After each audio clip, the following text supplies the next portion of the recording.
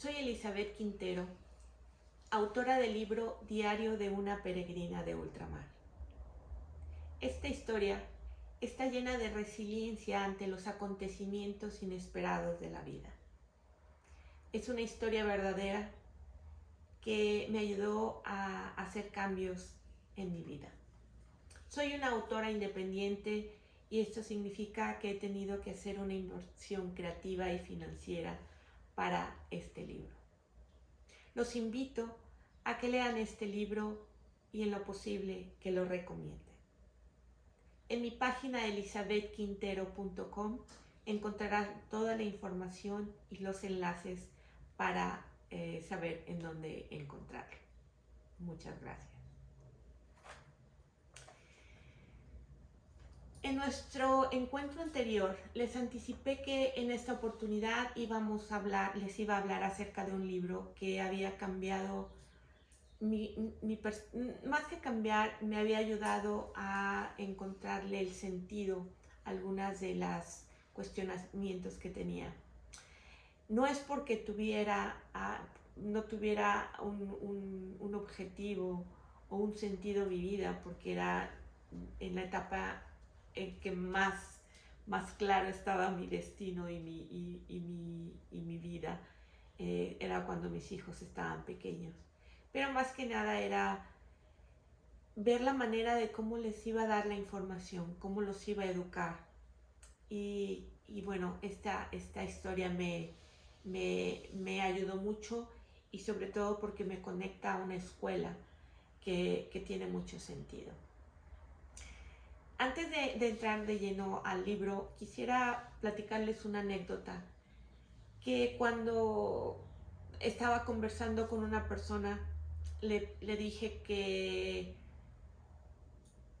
había algo que no entendía el por qué y también no encontraba la respuesta. Y esta persona con toda su madurez y sabiduría me dijo, no te preocupes, el que busca, encuentra. Y cuando el alumno está listo, el maestro llega. Cuánta verdad tenía. Pero a esto yo también le agregaría, llega en cualquier versión. Esto lo digo porque cuando ya estamos en la búsqueda de las respuestas, de alguna forma nuestra mente ya está más abierta a recibir información.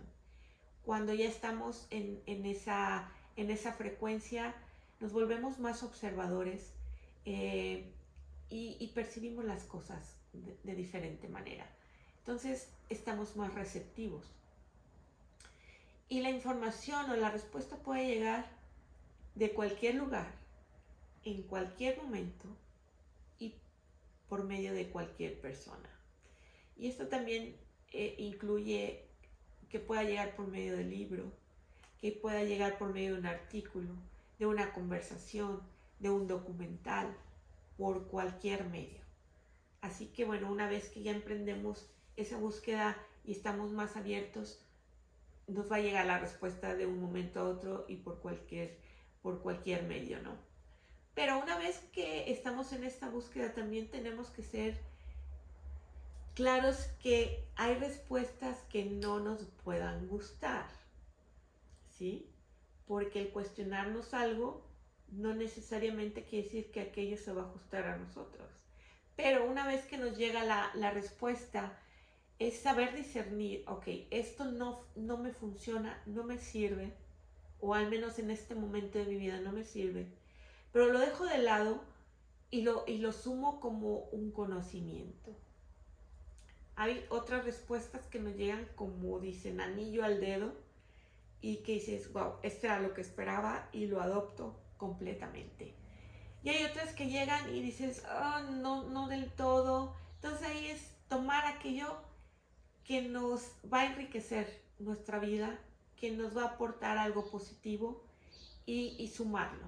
Y lo que no, se deja de lado también. Pero hay que entender que las respuestas llegan y las cosas son y están. Nos gusten o no nos gusten, lo aprobemos o no lo aprobemos, están y son. Nada más.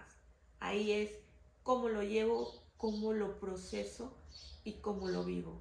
Y bueno, una vez que tenemos las respuestas, pues hay que tratar de ser congruentes, y si lo vamos a adaptar, pues hay que ejecutar y hacerlo una práctica, ¿no?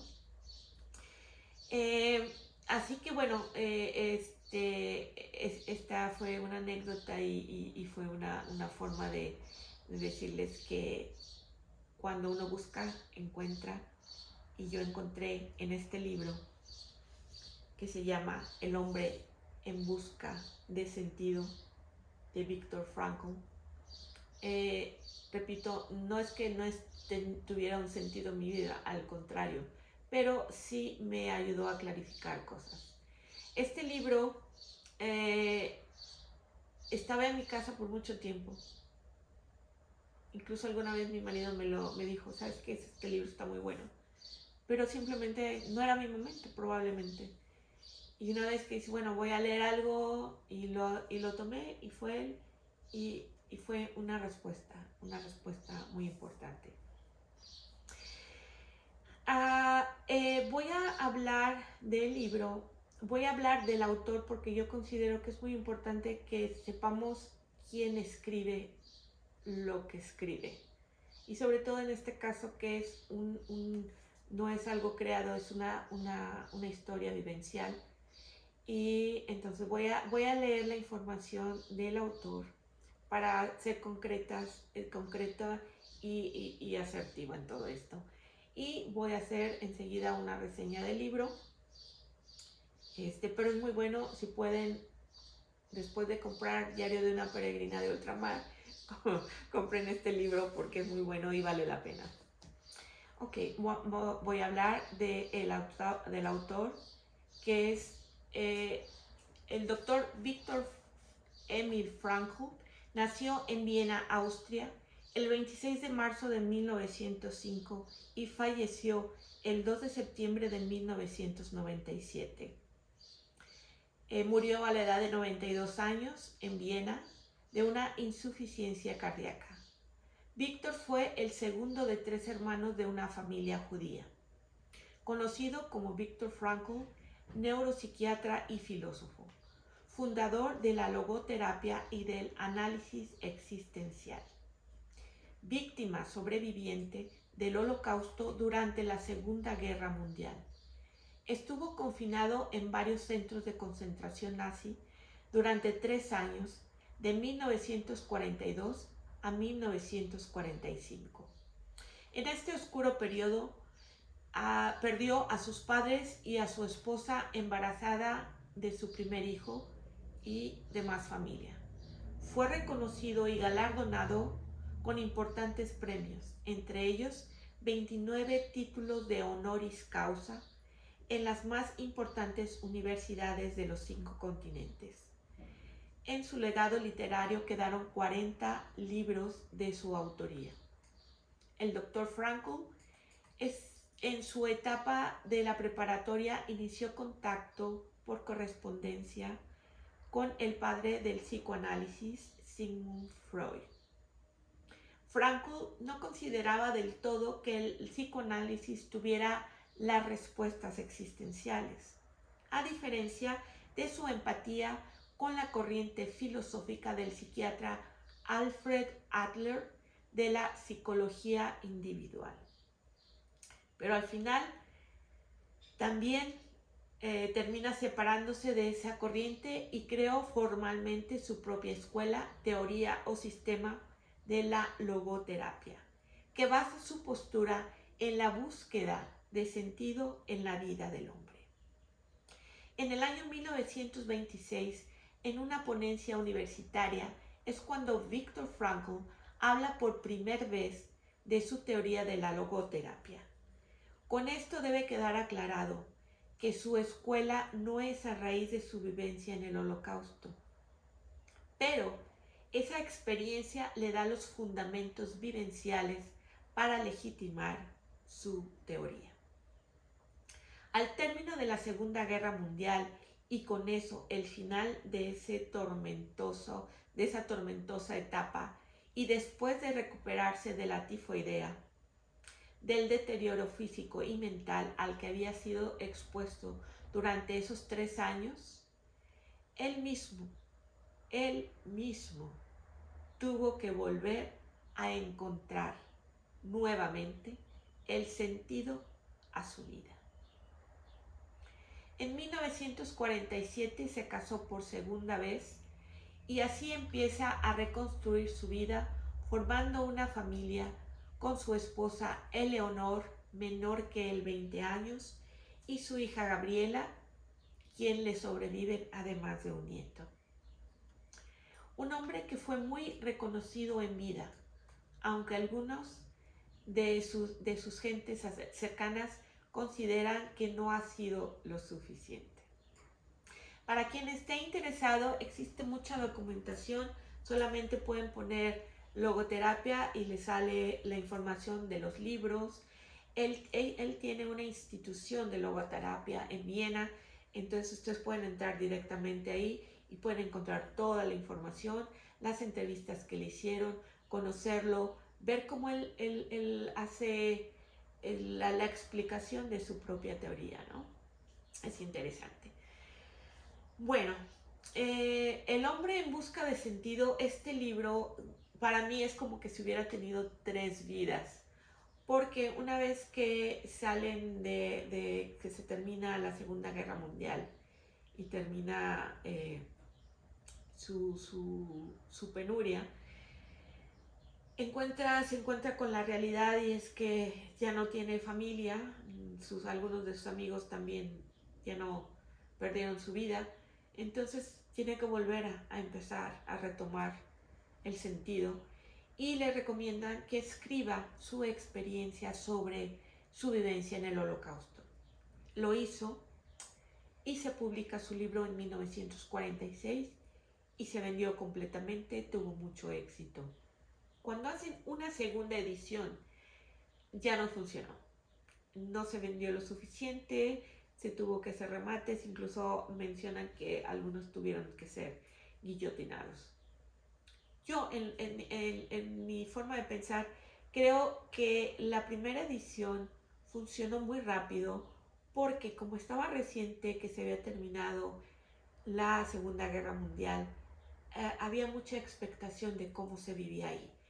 El nombre del libro, la primera edición, se llamaba Un psicólogo en un campo de concentración.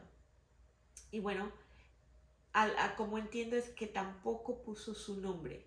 Fue como una especie de historia anónima. Y bueno, la segunda no funcionó. Con el tiempo, bueno, él fue haciendo su vida.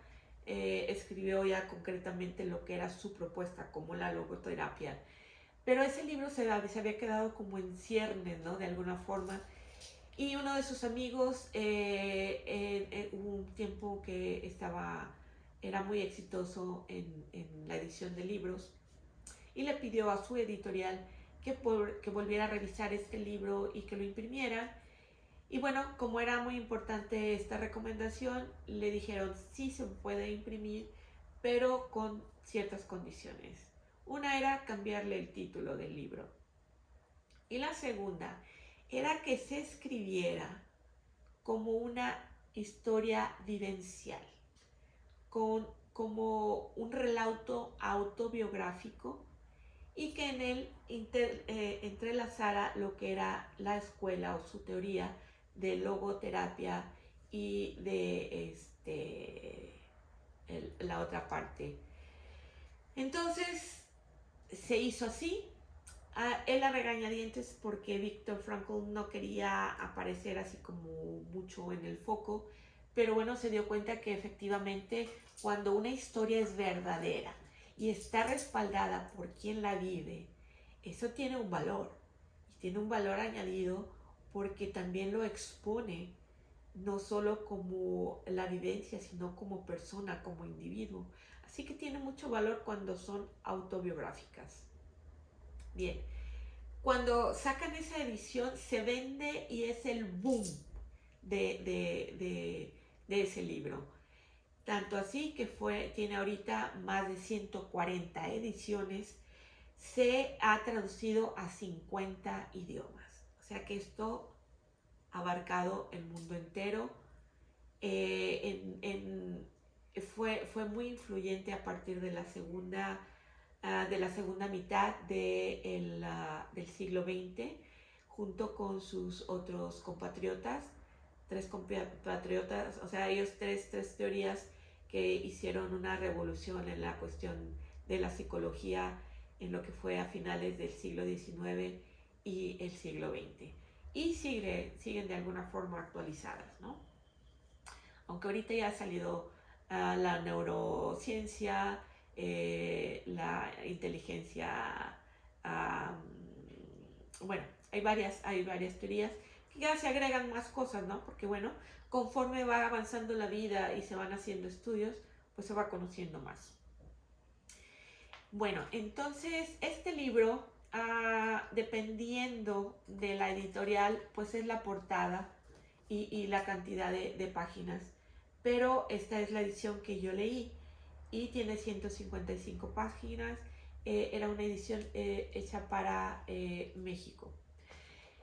En la primera parte existe el prólogo de una persona que fue su prologuista y su editor para la edición en español. Él lo divide en 3 fases, que sería cuando los llevan, los capturan a todos y los trasladan por tren a uno de los centros de concentración. Él habla de lo primero que es el shock, que todos quedan como, esto me está pasando a mí, esto realmente está sucediendo, porque de alguna forma ellos ya tenían antecedentes de lo que estaba ocurriendo, tanto por la Segunda Guerra Mundial como por la persecución particularmente por parte del personaje nazi. Cuando ellos escuchaban Auschwitz, era sinónimo de muerte. O sea, sabía que eran los lugares específicamente estructurados para la eliminación de la comunidad judía. De ahí, después del shock, viene lo que es la adaptación. Ellos ya cuando entran y llegan y empiezan a hacer la selección, porque hacían la selección que una fila era para la derecha, otra era para la izquierda, poco a poco se iban enterando que los que iban del lado derecho eran los que estaban asignándose al trabajo duro y los que iban del lado izquierdo eran los grupos de personas que estaban de edad, que estaban enfermos o que estaban en un estado de embarazo, niños y bueno, todo eso.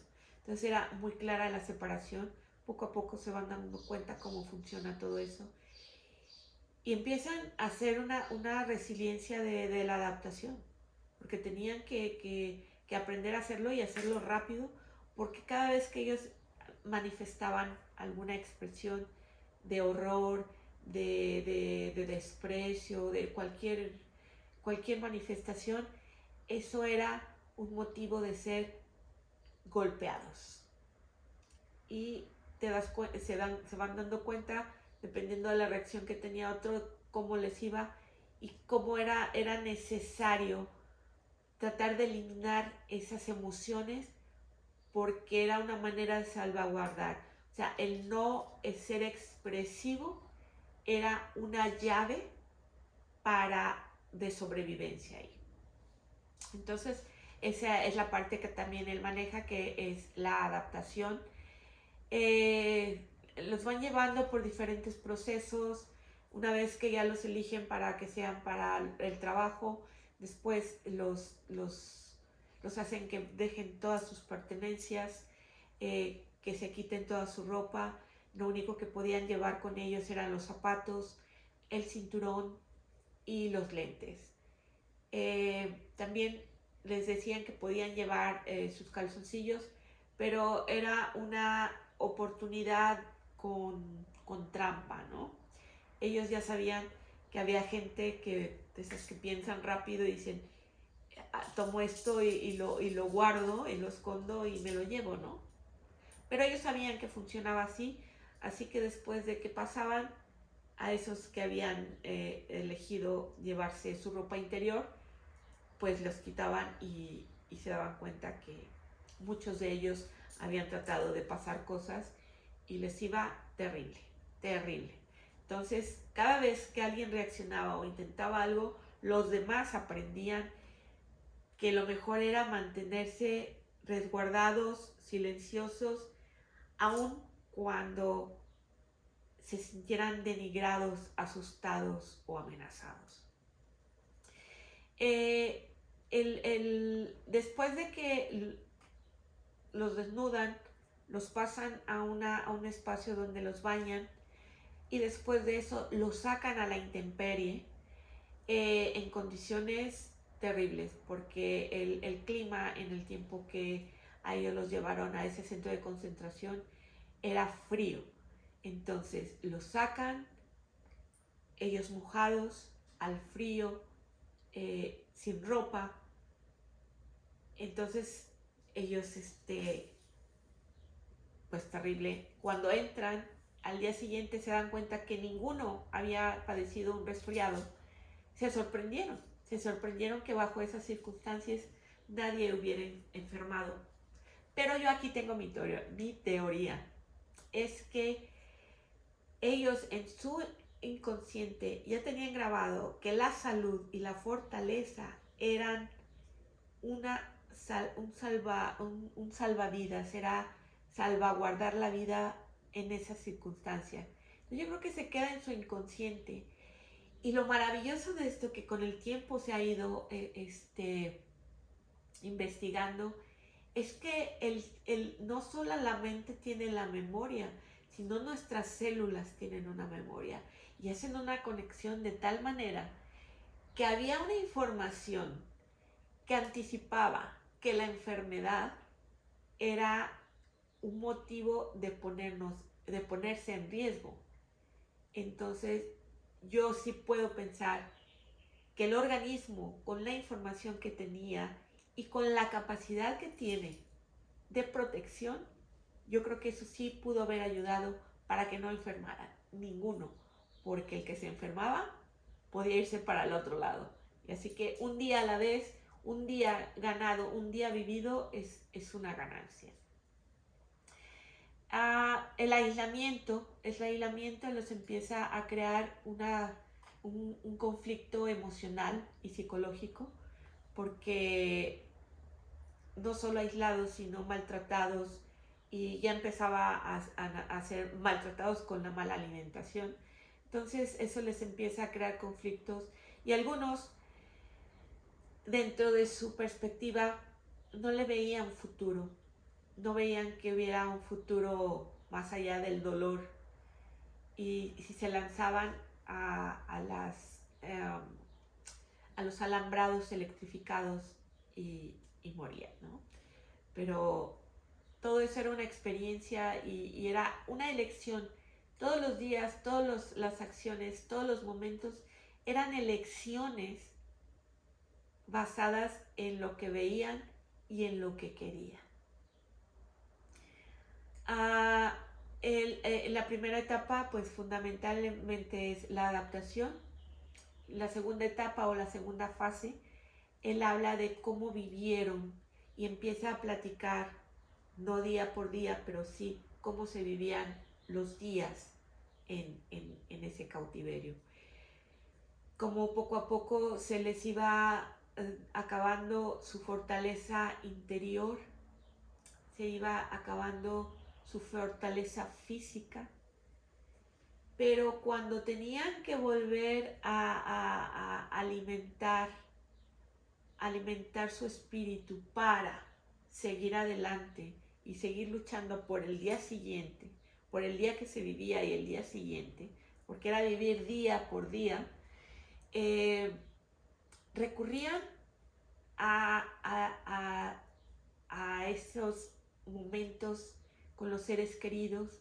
Habla que el amor era fundamental, era recurrir a esa imagen de la gente que se ama, de eso que se ha vivido y de ese proyecto que se quedó detenido, ¿no? Y decir, es que cuando salga quiero hacer esto, es tener un objetivo, no importa cuánto tiempo, yo tengo que salir porque tengo que hacer esto. Esa era una de las cosas que tenían que hacer todos los días, cada uno en su manera. Había momentos de desfallecimiento que ya ni pensaban. La verdad era que como que ya un día a la vez, ¿no? La solidaridad entre ellos, aún a pesar de todo, la fe de cada uno en su medida, les alimentaba interiormente, que era vivir un día a la vez, y tenían la certeza de que si ya no pasaban un día más, iban a estar en un espacio que ellos consideraban que iban a tener la paz. Entonces, no importa si se quedaban o no, había un fundamento de paz interior, y que eso también los fortalecía en momentos importantes, ¿no? Yo creo que no todos los días se hacía, porque es que llega un momento con el cansancio y con el hambre que yo creo que la fe y todo eso se va en desborde, ¿no? Y después tienes que volver a recuperarlo, o sea, es una situación así. Entonces la fe, el amor y la gratitud.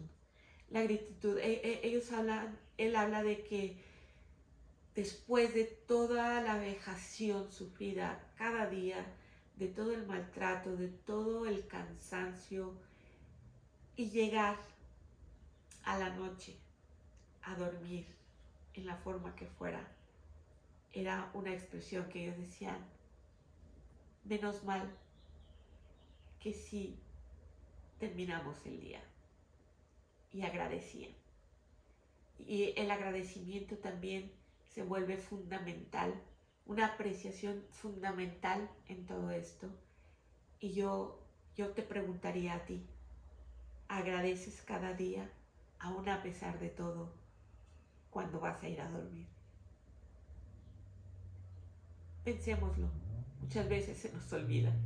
Muchas veces damos por asentado que un día pasó y ya viene el siguiente, pero a veces no sabemos qué pase al día siguiente. Así que hay que recordar que el amor, la fe y la gratitud son motores muy importantes en el ser humano. Y la tercera fase es cuando ya se termina la Tercera Guerra Mundial, cuando ellos ya son liberados. Después, él plantea que después de esos 3 terribles años en los cuales no había un día en el que no pidieran por la libertad y por una nueva vida, cuando finalmente les dicen que son libres, no lo creen, no terminan creyéndolo. Es como, es otra trampa, es que quieren hacer ahora. Dicen que poco a poco se fueron acercando a la puerta, fueron saliendo, pero con la duda de que de pronto en cualquier momento pudieran llegar y golpearlos, regresarlos, en fin. Había una incredulidad tremenda, ¿no? Pero pues conforme fueron avanzando, pues se dieron cuenta que efectivamente ya eran libres. Y bueno, pues existe todo un proceso. Estaban enfermos, o sea, no es que salieron y estaban en buenas condiciones. Finalmente, cuando llegan a sus lugares donde ellos vivían, pues también habla de que se enfrentan a una verdad, a una realidad en que ya toda esa gente que estaba, a la gente que conocían, a la gente, a su familia, la mayoría ya no existía. Y era como volver a empezar. Y así como la adaptación que tuvieron que hacer de dejar los sentimientos cuando recién llegan a los centros de concentración, ahora se trataba de recuperar la sensibilidad, de aprender nuevamente a manifestar los sentimientos, a encontrarle un sentido a la vida nuevamente. Él particularmente, quien habla del sentido de la vida, también después tuvo un decaimiento emocional grande, que pudo haber llegado a pensar en no continuar, pero encontró y recuperó su fe y su objetivo, y empezó a trabajar con ello, ¿no? Y bueno, un choque de emociones para muchas gentes. Cada uno lo proyecta y lo pasa de diferente manera, ¿no? Pero bueno, básicamente eso es en lo que se conforma el libro. es muy interesante, es muy difícil que yo pueda sacar un contenido tan preciado en, en unos cuantos minutos. Si los invito, pueden hacer una búsqueda, poner logoterapia y pueden ir directamente a la página del Instituto de Logoterapia de Viena. Ahí está toda la información, no algunas, todas las entrevistas que se le hicieron. Pueden escuchar de viva voz de él cómo defiende su postura y su teoría. Y bueno, ahí está todo su legado, ¿no? Entonces, bueno, pues hasta aquí llego con este libro. Quizá más adelante sí me gustaría regresar, pero ya como la teoría en sí, el cómo se aplica. Eh, y bueno, yo creo que dentro de todo esto, de toda esta historia de este libro, de esta teoría, algo que lo compone es la palabra. La palabra es fuerza, la palabra tiene poder y tiene mucho sentido. Entonces, bueno, pues de momento les agradezco mucho. Y si tienen una buena escucha, pues quizá ya se dieron cuenta de cuál va a ser nuestro siguiente tema. De momento, sentir, crear y compartir. Muchas gracias, buen camino y hasta la próxima.